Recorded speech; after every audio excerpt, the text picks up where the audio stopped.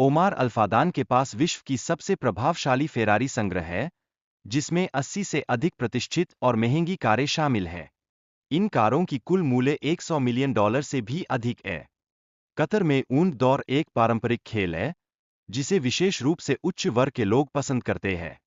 ये रोमांचक दौड़ सुबह 6 बजे शुरू होती है और विजेताओं को पुरस्कार की राशि लाखों में दी जाती है। कतर में विश्व कप के आयोजन के लिए $200 बिलियन का विशाल निवेश किया जा रहा है। इस परियोजना में नई इमारतों का निर्माण और भूमिगत मेट्रो प्रणाली का विकास शामिल है। कतर के real estate agent Khalid Abdul Fattah का कार्यक्षेत्र लग्जरी संपत्तियों की खरीद और बिक्री करना है। वर्तमान में उनका एक ग्राहक एक भव्य पेंट हाउस की तलाश कर रहा है। द पर्ल नामक कृत्रिम द्वीप पर 60,000 से अधिक आवासीय इकाइयां स्थित है, जिनकी कीमतें 5 लाख से लेकर $5 मिलियन तक है। यहाँ विभिन्न सुविधाओं, जैसे स्विमिंग पूल और फिटनेस सेंटर, की भी उपलब्धता है। कतर की अमीर परिवारों की जीवनशैली पर चर्चा करते समय यह ध्यान देने योग्य है कि वे महंगे शौक, जैसे रेगिस्तान में एसयूवी चलाना, को प्राथमिकता देते हैं। यह गतिविधि पूरी तरह से पुरुषों का डोमेन माना जाता है।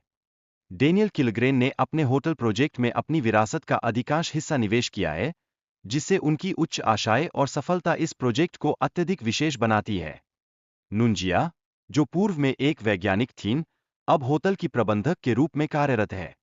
उनकी मुख्य जिम्मेदारी प्राचीनता को बनाए रखना है, ताकि मेहमान वास्तविक और अद्वितीय अनुभव प्राप्त कर सकें। होटल में मेहमानों को पारंपरिक इटालियन रेसिपीज और स्थानीय उत्पादों का अनुभव प्रदान किया जाता है। यह न केवल स्थानीय अर्थव्यवस्था को बढ़ावा देता है, बल्कि समुदाय के लिए भी फायदेमंद है। दूसरी ओर, चैडविक जैसे सैनिक, जिनके पास परिवार नहीं है, उन्हें बेस पर रहने की अनुमति नहीं है। इसके परिणामस्वरूप वे स्थानीय अर्थव्यवस्था में अपार्टमेंट का विकल्प चुनते हैं। बेस पर अमेरिकी स्कूलों का संचालन होता है, जहां बच्चे अमेरिकी शिक्षा प्राप्त करते हैं। यहाँ की सभी सुविधाएं पूरी तरह से अमेरिकी स्टैंडर्ड की होती है, जिससे सैनिकों को घर की याद नहीं आती। चैडविक की दिनचर्या में फिटनेस टेस्ट और खेल गतिविधियां शामिल हैं। वे अपने खाली समय में सामाजिक गतिविधियों में भाग लेने और दोस्तों के साथ समय बिताने का आनंद लेते हैं। चैडविक अपने 3 वर्षों के अनुभव को साझा करते हैं, जो उन्होंने रामस्तीन में बिताए हैं।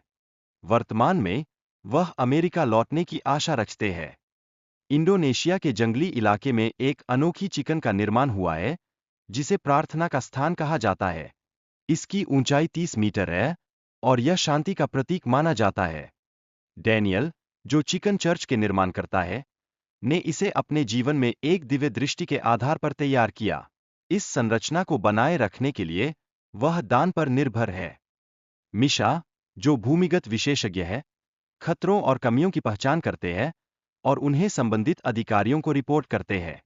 यह प्रक्रिया उन्हें सुरक्षित रूप से मार्गदर्शक टूर्स करने की अनुमति देती है। अंडरग्राउंड में निवास करने वाले लोग, जैसे कि आंद्रेई और नताशा, अपने जीवन के लिए संघर्ष कर रहे हैं। वे शहर के कचरे पर निर्भर हैं और अक्सर बीमारियों का सामना करते हैं। सीवेज के रास्तों में रोमांस महसूस करने वाले मिखाइल के लिए यह अनुभव अद्वितीय है, लेकिन वहां की स्थिति और वातावरण अत्यंत कठिन और अस्वस्थ है।